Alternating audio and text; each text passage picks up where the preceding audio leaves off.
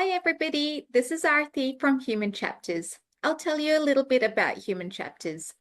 Humans are living narratives with a past, present, and future. These narratives constitute of a number of chapters across a lifespan.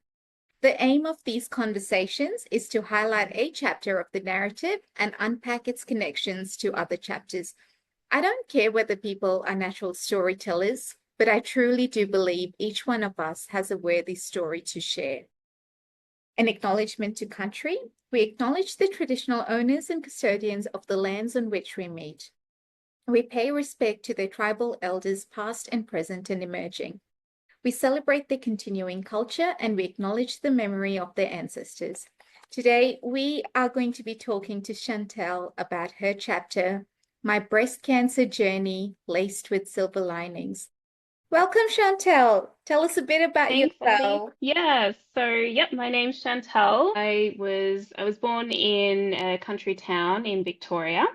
And after that I moved to Newcastle to study speech pathology, which is where I met Archie. And following that, I moved over to the UK where I worked as a speech pathologist in a few locum roles. But before that, actually, I took a holiday in Egypt where I met my now husband. We have two sons together.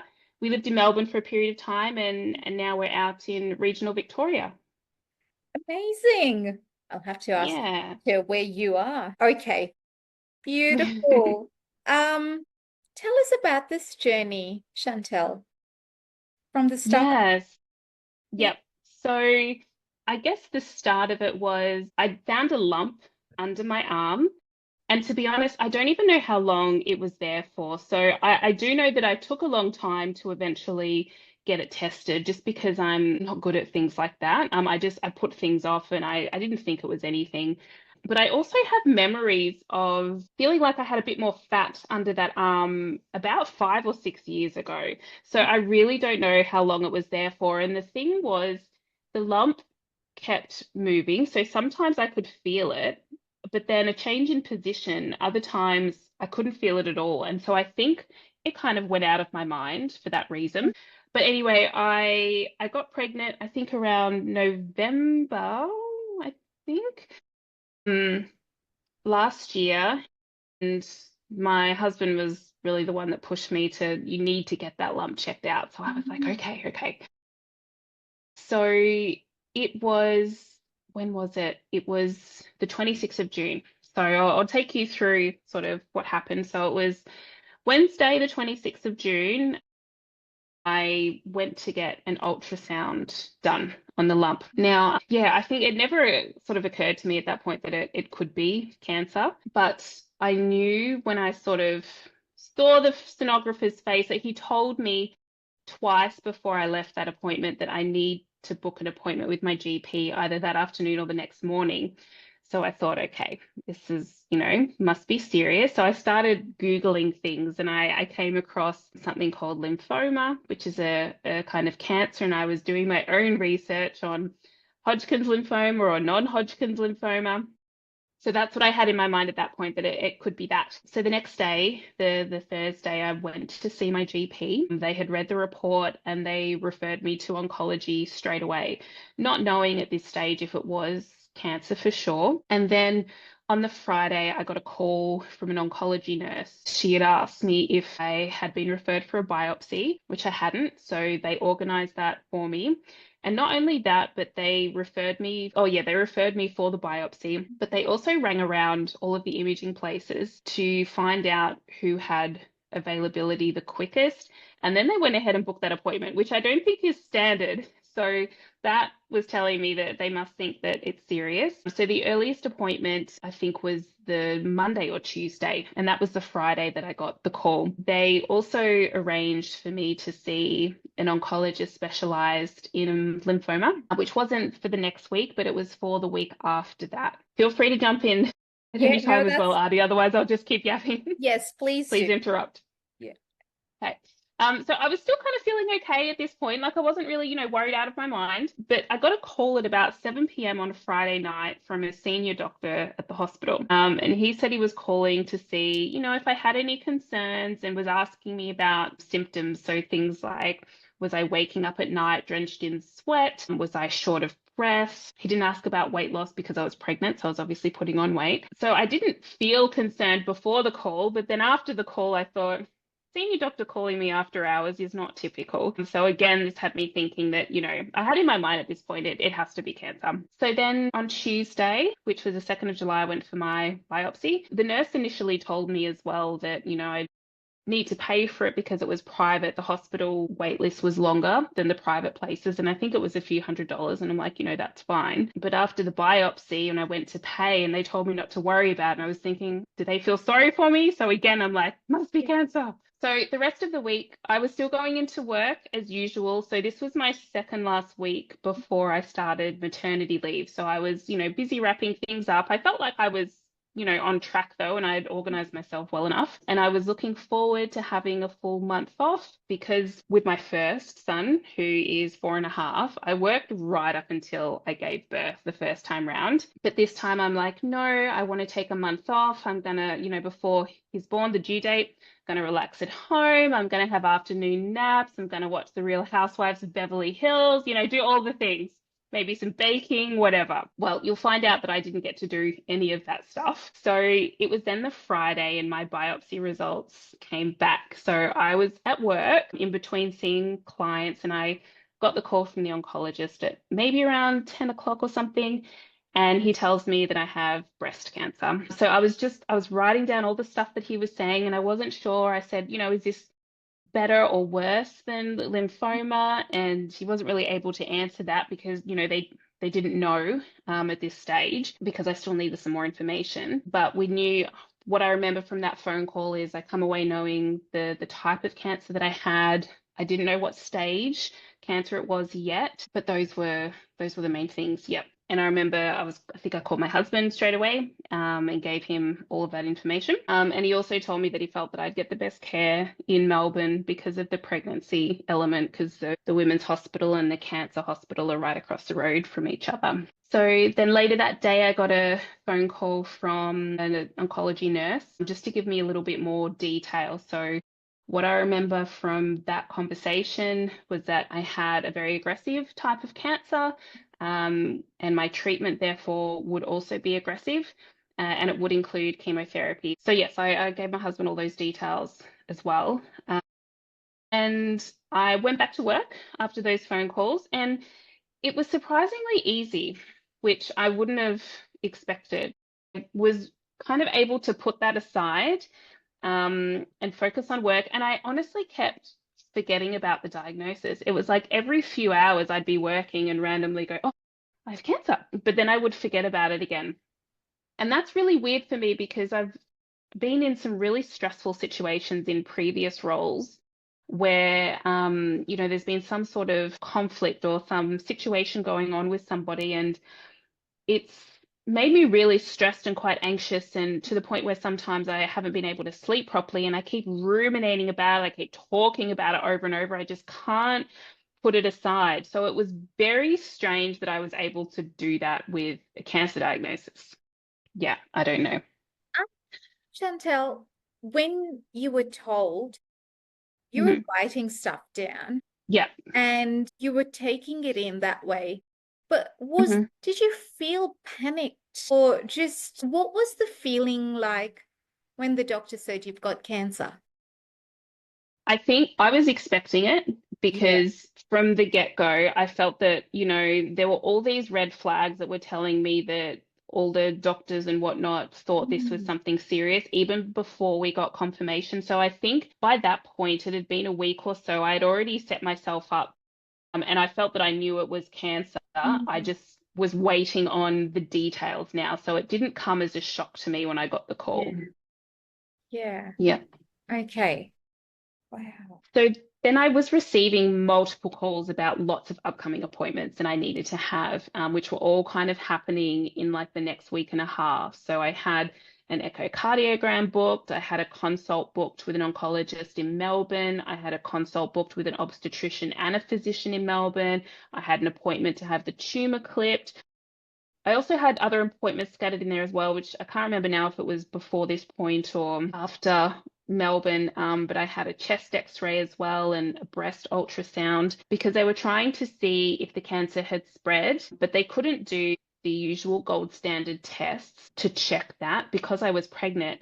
So those tests were a PET scan and a breast MRI, and I couldn't have those. So, the results came back and they couldn't see that the cancer had spread, but again, they needed to do the proper tests. That's the best that they had at the time. So then next week, so that was a Friday, then on Tuesday, I had to go to Melbourne and I had the echo. So that was just to check the functioning of my heart because chemo can cause damage to the heart. So they want to make sure I don't have any heart problems at baseline, which I didn't. And then after the echo, I saw an obstetrician with a physician to talk about the pregnancy and birth side of things. I hadn't seen the oncologist yet because just the way the clinics run, I had to see them first and the oncologist second, but I think they'd been talking to each other. So they had some information that I didn't. So they knew that the oncologist wanted me to start chemo ASAP. So some chemos you can have while you're pregnant, but not with mine. It would have been harmful to the baby. So they were suggesting an induced labor so I could deliver early. So at that point,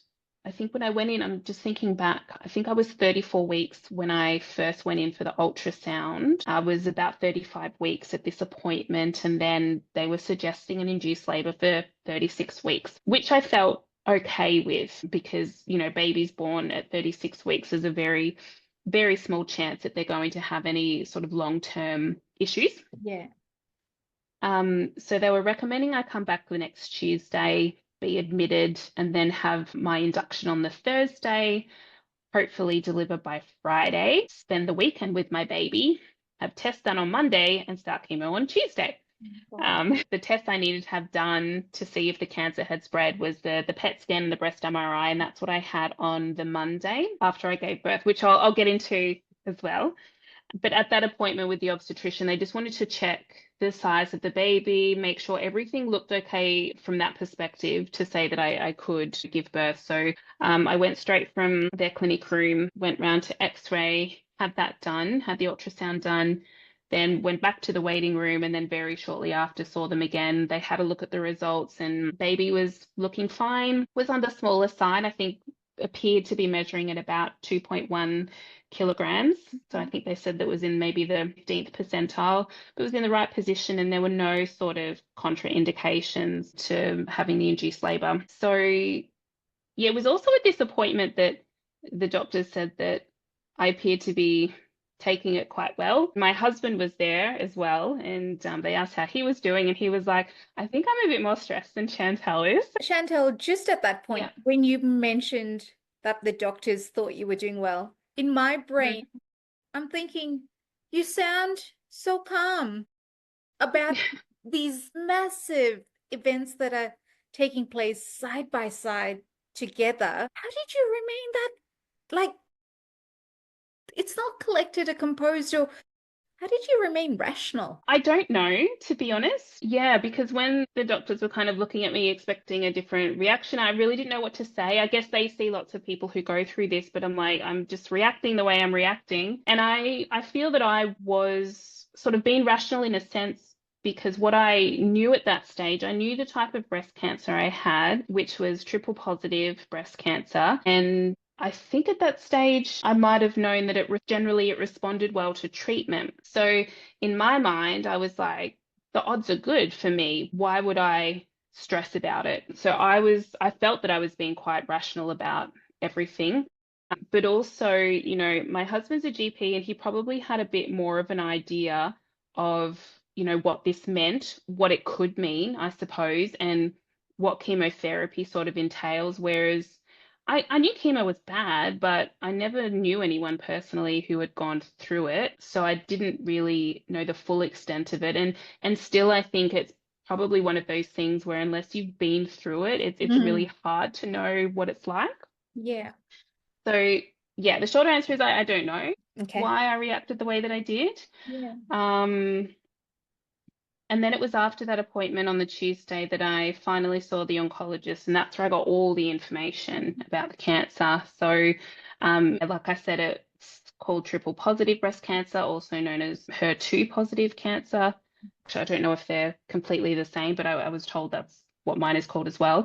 I knew that it was aggressive, it progresses quickly. And because this one was, it was feeding off estrogen and progesterone, there was the additional urgency that I have the baby because those hormones are elevated during pregnancy. Exactly. I was told, yeah, yep. I was told that the treatment was extremely effective and the earlier the stage, the better. And I was told that the treatment would include two different types of chemo, two different types of immunotherapy drugs, and a monthly hormone injection. But yeah, the thing they couldn't tell me at this point was the stage of my cancer. And probably that was probably the hardest for me out of all of it was the not knowing. And I think like 95% of the time I was fine, but probably like the one time where I got really emotional about it was when my mind was thinking, what if it's stage 4 and I don't have a lot of time because well, I was pregnant, obviously, I was about to give birth to a baby boy, and I already had a 4-year-old at home. And so just thinking about those boys not having a mum, that made me feel really upset. So that was probably the time where I did feel a bit emotional about it. So I asked the oncologist, what are the chances that it's stage 4? And she said 25%. So I was like, okay, pretty good odds. 25 still sounds a little bit high, but okay, 75% chance it's early stages. So that was my appointment with the oncologist. So then I went back to work on the Thursday and the Friday, and those were my last 2 days before mat leave. And again, I was fine at work and I didn't tell anybody. I told one person at the end of my last day, but otherwise, I didn't want to tell anybody, even friends and family, until I knew what stage it was, because I felt that that's very important and people are going to be asking about that. So that's what I was waiting on before I told anyone else. Otherwise, I think it was my mum and my brother who I told because I Mm. needed them to look after son while we went to Melbourne. Yeah. So Oh, yeah, a lot. well, I can't even begin to compute what you and your family would have been through in those weeks between your initial phone call to all of these appointments. And yeah. Yeah, and I suspect that my husband was quite worried and much more stressed than he was leading on. And, we've spoken about it more recently, and I think he was trying to hide a lot of stuff because he didn't want to upset me or worry me. And he noticed that I seemed to be in fairly good spirits, and he didn't want to do anything to change that. But yeah, I think there are a few of my, family members that were quite worried. Yeah. So then the next Tuesday, I was admitted to hospital, and then Thursday, they induced me. Did I miss? No, I didn't. Yep.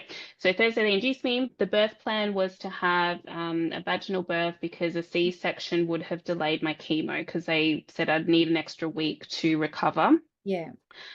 So the plan was to just induce me using a balloon catheter.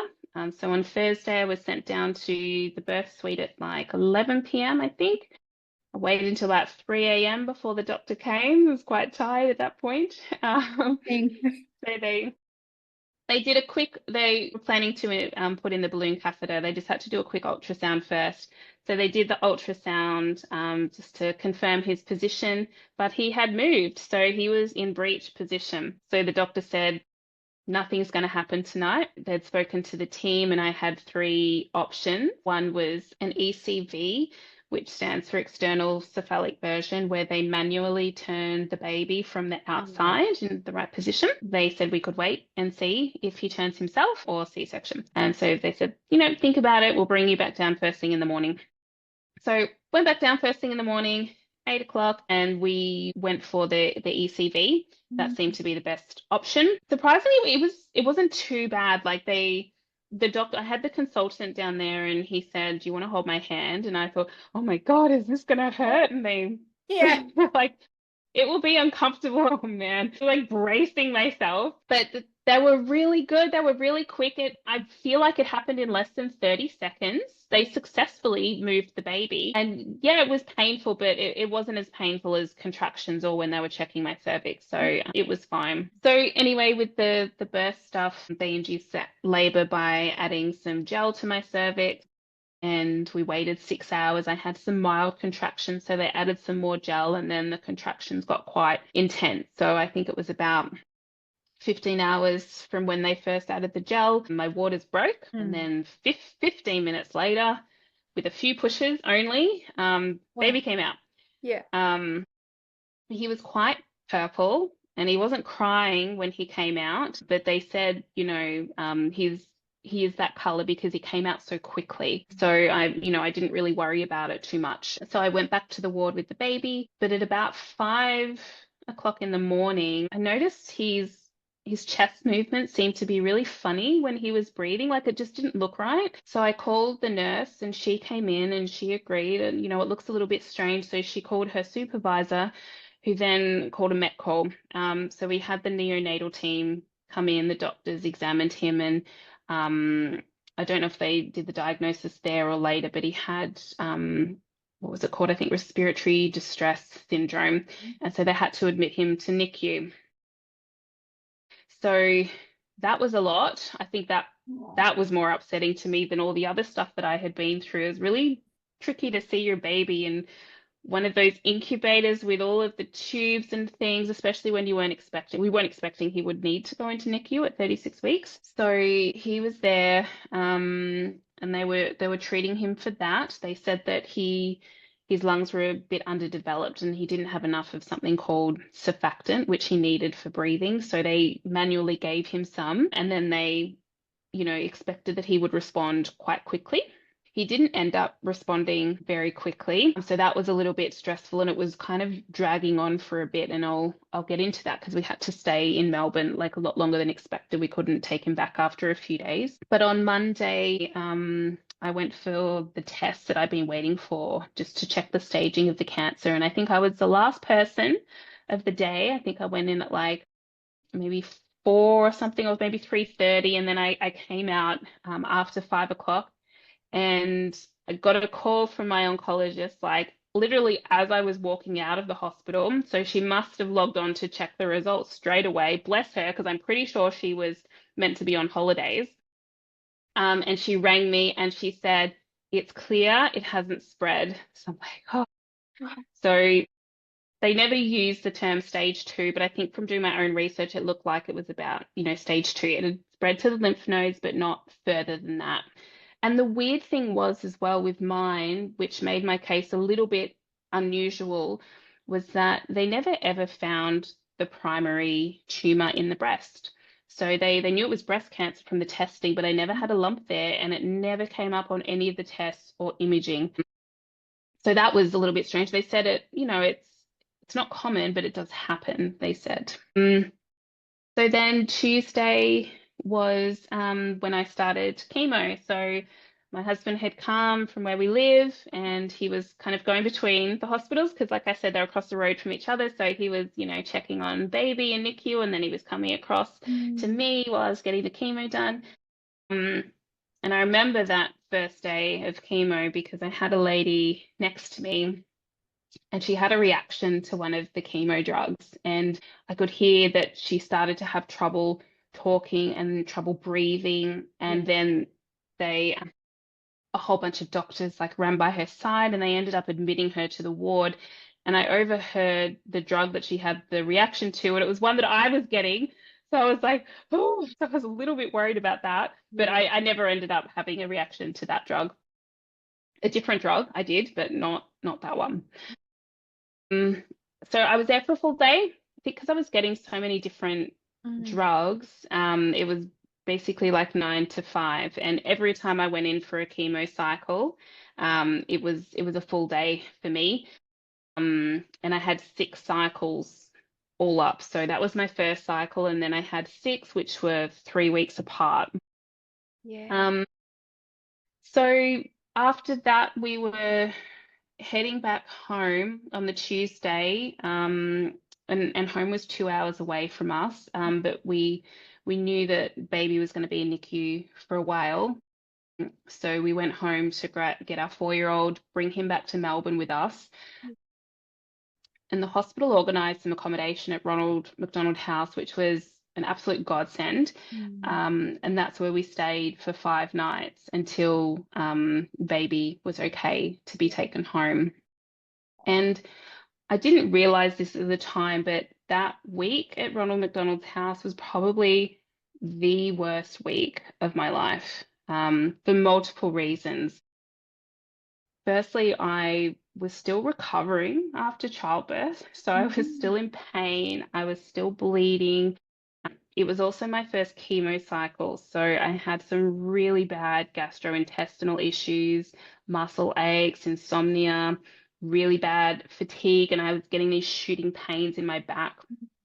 And then Sri, like on top of that, I think I must have caught an infection somewhere because, having a chemo like reduces like your immune system, not so good at fighting infection. So I also had a sore throat. I started coughing up like green mucus and I had a lot of sinus pain as well. It was also the week when my baby was in NICU, so that wasn't great either. We weren't expecting that. And then lastly, on top of all of that, my husband and I were trying to keep our 4-year-old amused because he was so bored of going to the hospital every day to see his baby brother. And some of his behaviors were getting quite difficult to manage. And we weren't at home, so we didn't have our usual, access to resources, and I didn't have the usual energy and patience. So, yes, looking back, worst week of my life. Oh, goodness. Yeah, Oh, oh, okay. I don't have the words at the moment. understandable. It sounds crazy when I'm saying it out like loud. I think when I tell the story, I'm like, yeah, that is pretty wild, but I Mm, wasn't thinking that as I was living through it. that's right. And just that whole idea of pregnancy. So, Chantelle, that week in the life of yourself, your husband, Mm. 4-year-old, now at this stage, when you do talk to your husband about maybe that particular week or other parts of it, what sort of insights or like what sort of things come up in your conversation?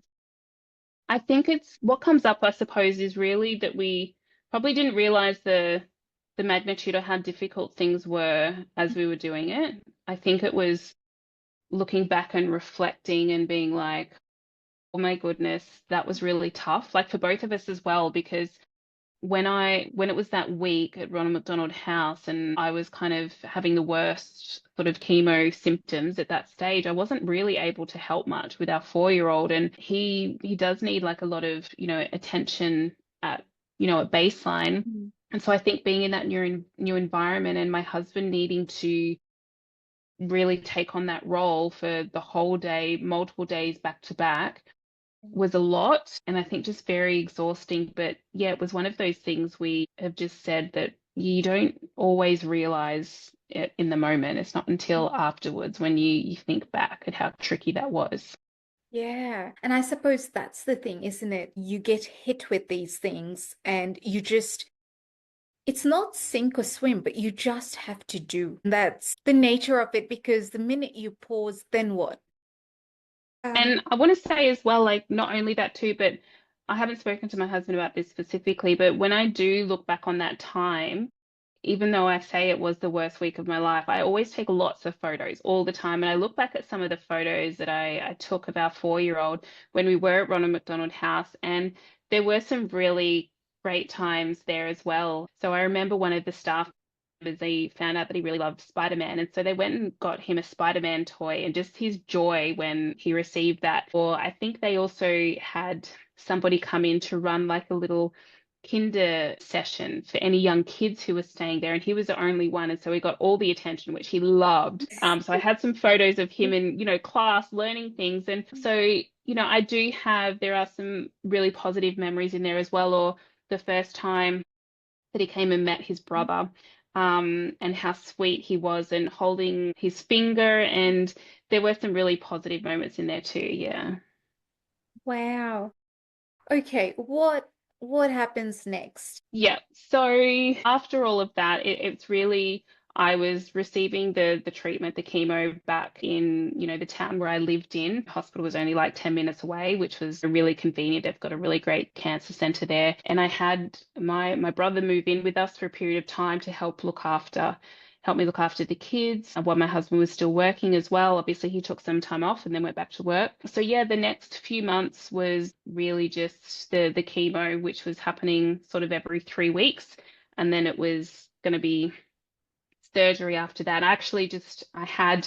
Um I had some surgery, I think it was December, where I had 15 lymph nodes removed from my left armpit.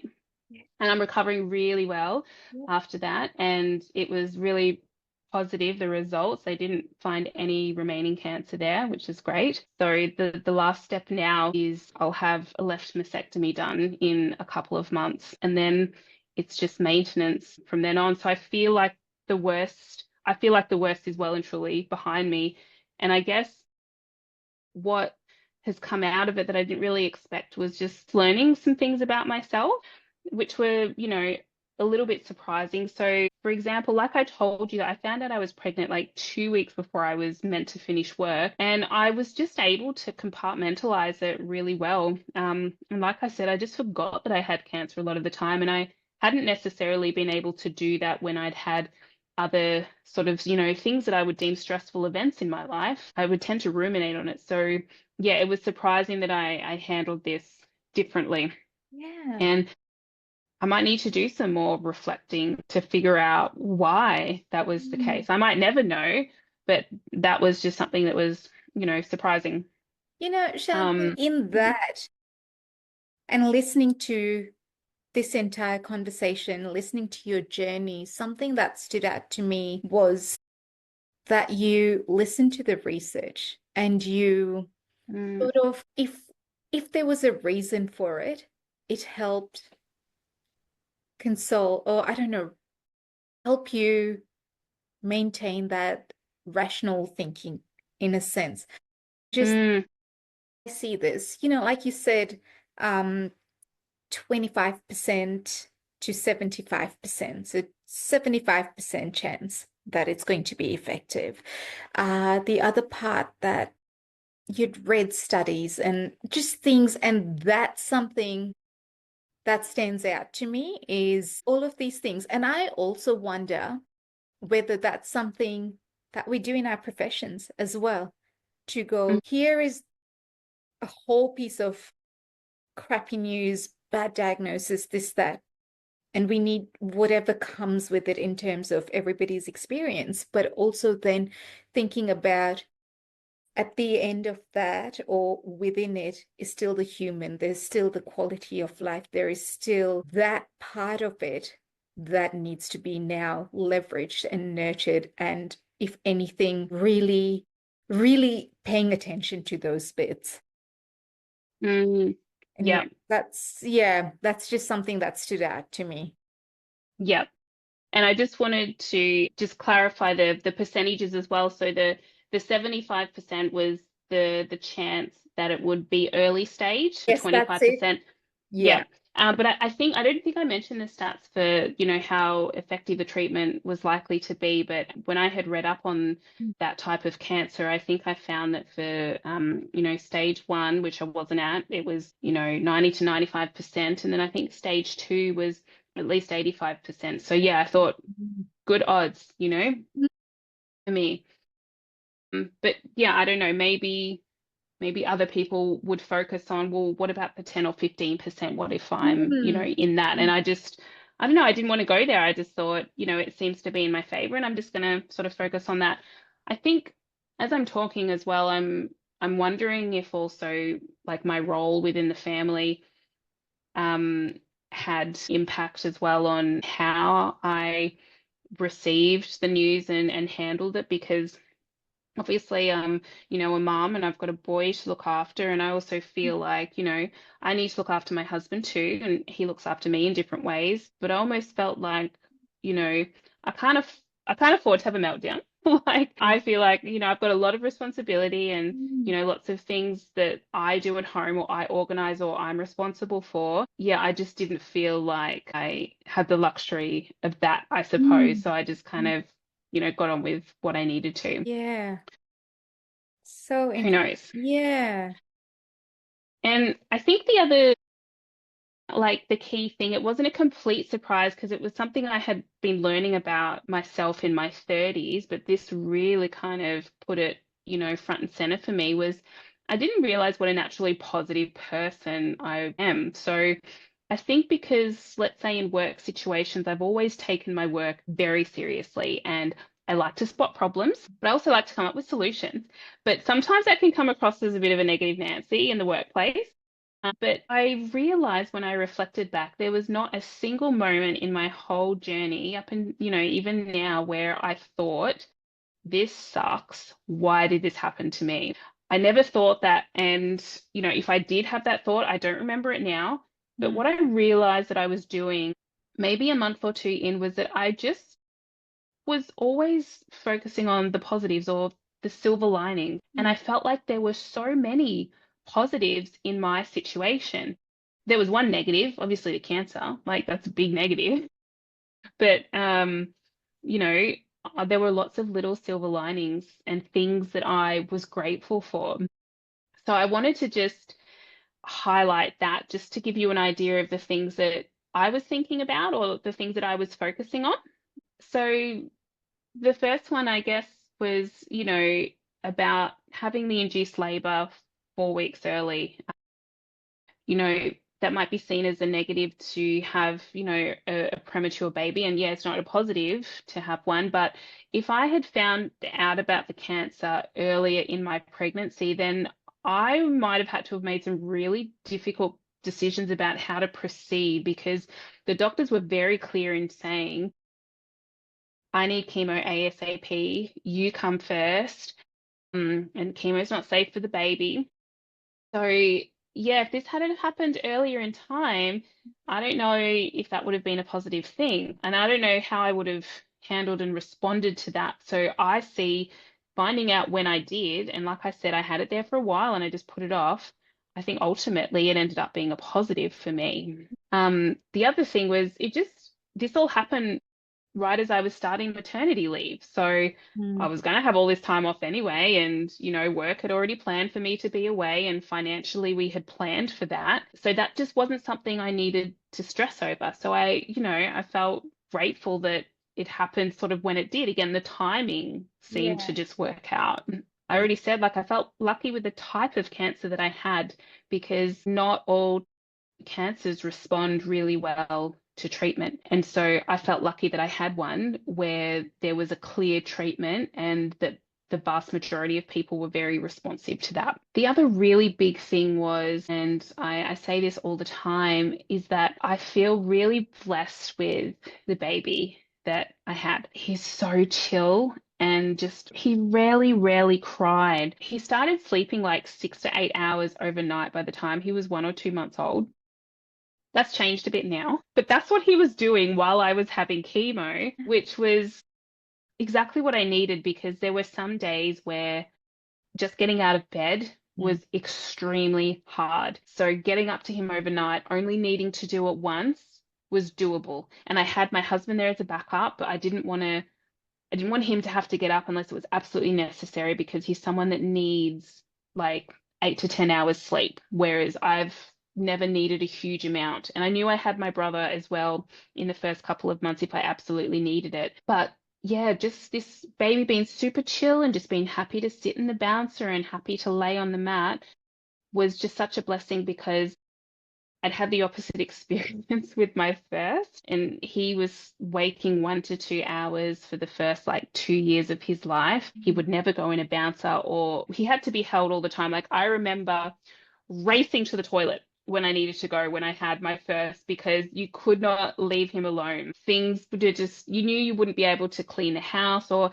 have a shower or cook dinner like with my first, whereas it's polar opposite with the second. So I think gee, it could have been like I could have had a really, baby with really high needs, and that would have really like that would have been really hard for me, like being the way that I was and experiencing all those symptoms. Yeah. So that was another silver lining. The other one, which was surprising, was I was actually okay with losing my hair.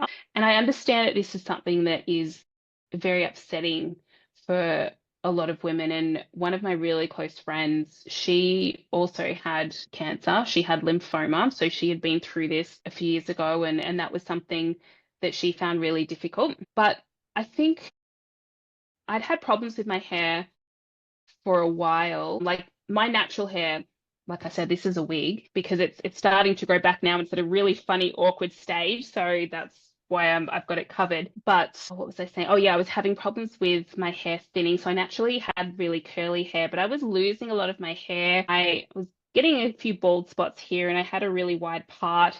It was getting really unhealthy. So I was kind of like, you know what? Fresh start. And so I've heard that some people have had their hair grow back thicker and better after chemo. So I just decided to shave it really early on, and I was just rocking the bald look for a while, and I actually didn't mind it, surprisingly. So again, that was like a silver lining that I didn't expect. Yeah, until it started to grow back, and now it doesn't look so nice. That's why I'm covering it, but I was quite happy just to be bold.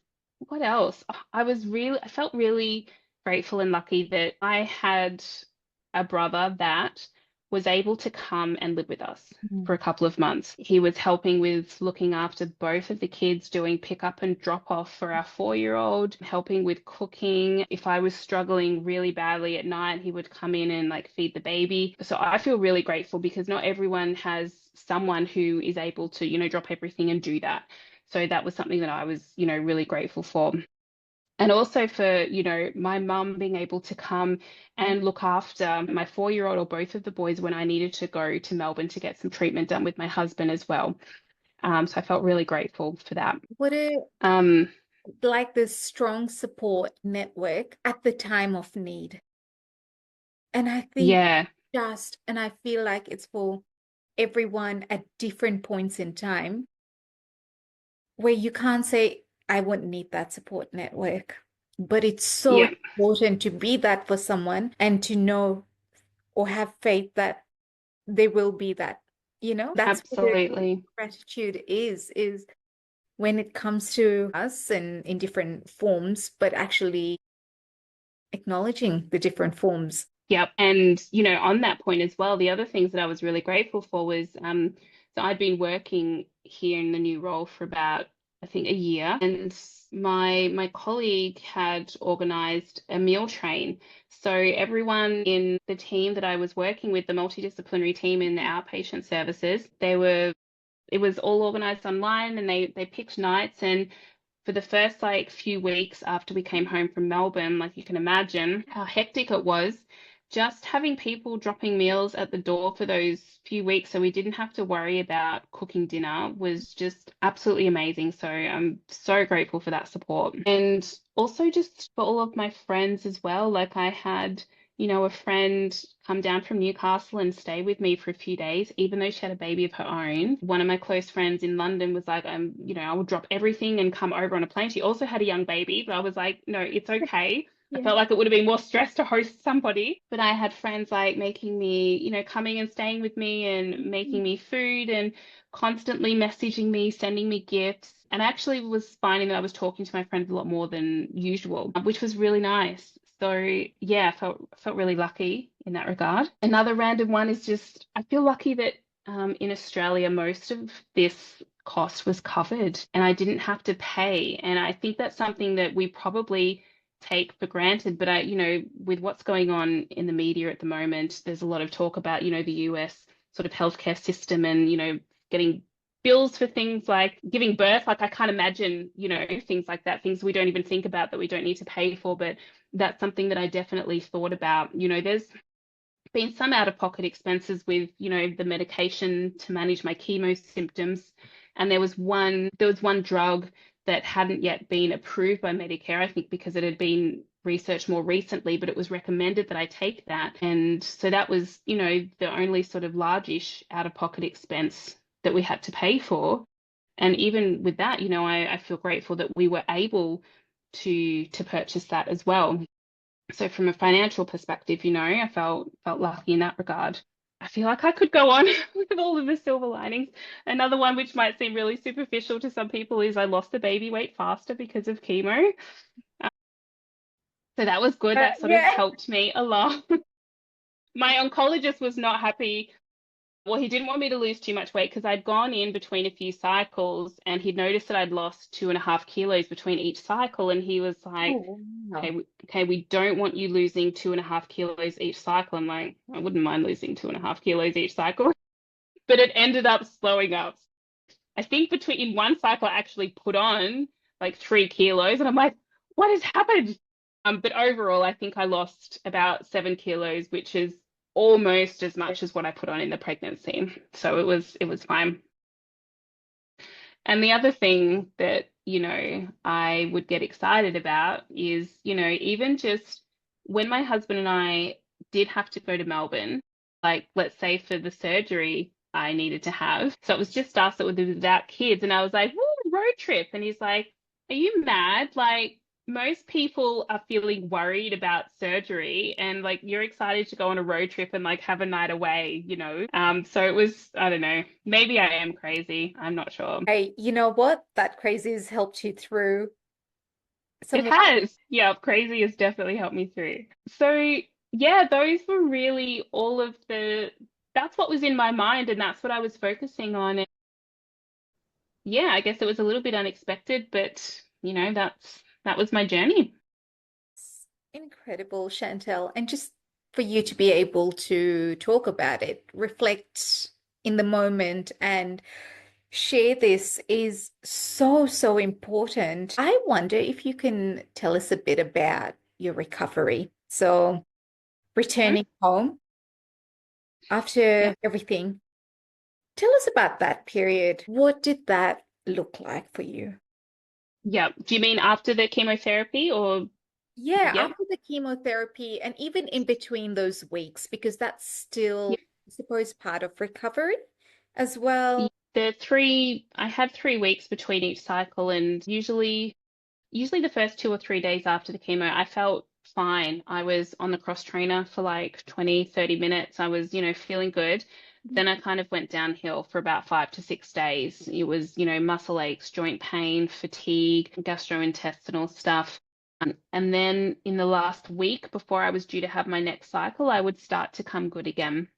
And I was having exercise as much as I could throughout and seeing a physio because I was told that that's really important for recovery. So that's how it tended to go. My symptoms weren't always the same, and my medication to manage the symptoms often need to be tweaked. And it was probably like the fifth and sixth cycles, which is this, the last cycles where I felt like I had gotten on top of how to manage my symptoms with the collection of drugs that I had accumulated over the 6 weeks, not the 6 weeks, the 6 cycles over 4.5 months, which was sitting on my bedside Oh, table. yeah. So that's what it was like throughout. And so I finished my last chemo cycle on the 7th of November. And then I needed to have my lymph nodes removed, that surgery within 6 weeks of finishing chemo. So I think it was about a month after that, so early December, that I went in and had the surgery. They took 15 nodes, that all went well. And so the recovery for the first week and a half, I didn't actually feel that sore, really. I had a drain tube that I needed to carry around, which was a little bit gross. So I didn't like going out of the house because it's got like some yucky fluid sort of in there. But that was taken out after about a week and a half. And I started to get more range of movement and strength back because I couldn't lift anything above 5 kilos they say for the first 6 weeks, but I think I'm about at 6 weeks now, and I have been lifting stuff the last couple because I felt quite good. But I got really good at lifting up my baby with my right arm, that's for sure. So I was doing a lot of stuff with my right arm, so I just, figured that out. And yeah, so I feel like I'm, pretty close to getting back to normal with this arm now. I still have joint pain, and so I'll probably talk to my oncologist about that when I see him next week. So things like sitting down on the floor, because we sit down on the floor to eat, because my husband's Egyptian, and my 4-year-old loves it when we eat on the floor. So that's been quite tricky for me to sit down with my legs crossed, and at least initially. And then things like getting up, as soon as I get up and just walking for it's quite tricky. and I've still got some muscle pain. So at this stage, I don't know what might be long term versus, what might be temporary. Because I'm also still getting, I'm getting an injection of one of the chemo drugs every 3 weeks because this is part of my 12-month maintenance treatment, which should finish in July this year. So I still get that every 3 weeks, and I get a hormone injection monthly to stop my ovaries from working. And then I also take another tablet as well daily, which I think I'll need to continue for a few years. So I think there's still some symptoms I'm experiencing from that.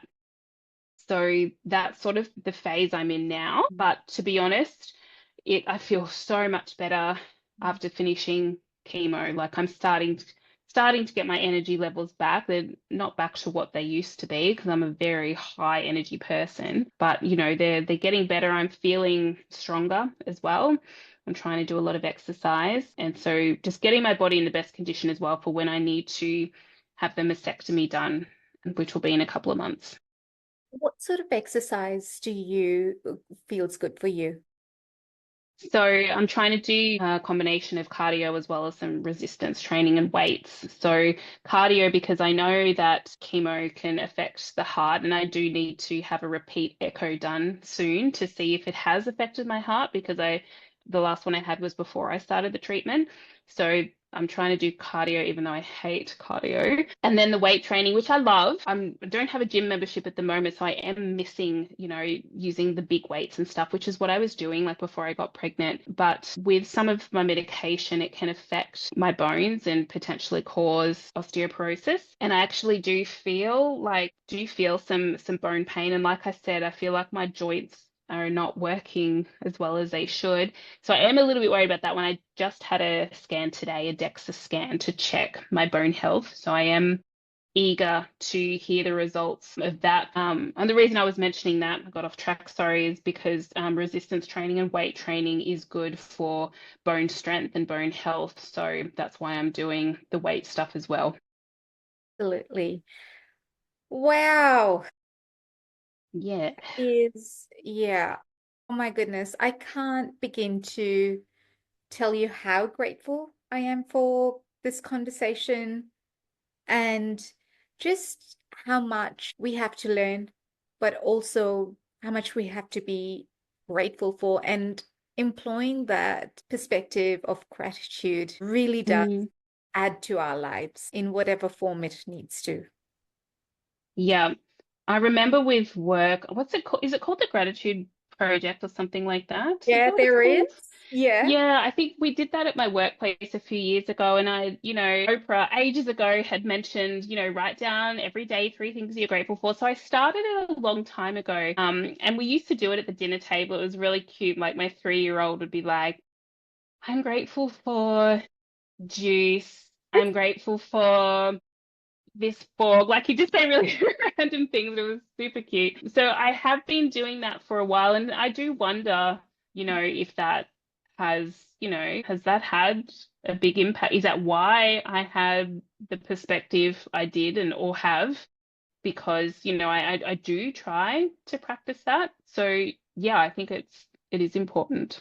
There is a science behind that too. It's like there's Mm, actually research behind gratitude and that idea of how it changes and changes your perspective once you start looking for mm, things. And it's like anything else, right? You haven't seen this particular car, somebody mentions the car, and then you start seeing it everywhere. It's that yeah, of paying attention to mm, things, and then they start to increase in quantity and quality. And yeah, the rest makes sense. of it. But speaking of gratitude, I did a Mm, month of it very many years ago. hmm Was Chantelle, I would want to think of myself as a positive and gratitude person, but that 1 month was almost transformational and almost like mm, there was a different feeling in the body for when I was paying attention to things. And I think it's almost knowing what that felt like. And when I'm grateful for something, I'm like, that's the feeling. That's that sort of intrinsic feeling of I'm really not even grateful, but thankful yeah. for, yeah, just whatever it is that I'm, yeah. feeling that the thanks for. Yep. No, absolutely. I definitely get that. And I think it's so important. It's so important. Absolutely. Chantel, I'd love to do a part two to this human chapters at some stage after in a few months, or you're Yeah. going to have your mastectomy, just to see how things are going and what's the journey been like between now Yep. and then. But I do have a random question, and it seems random. Yeah.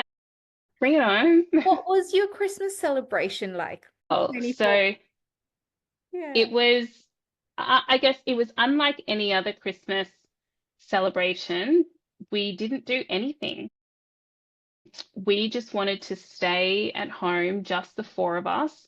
We didn't bother trying to, cook the, big extravagant meal.